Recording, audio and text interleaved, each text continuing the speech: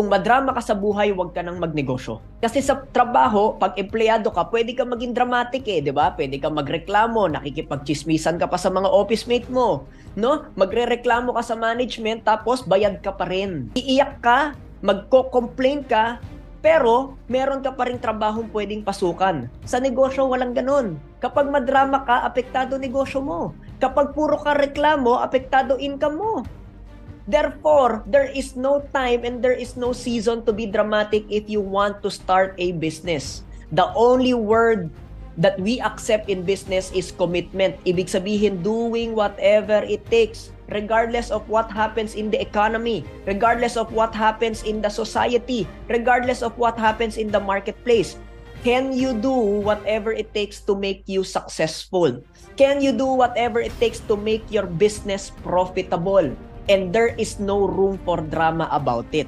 It's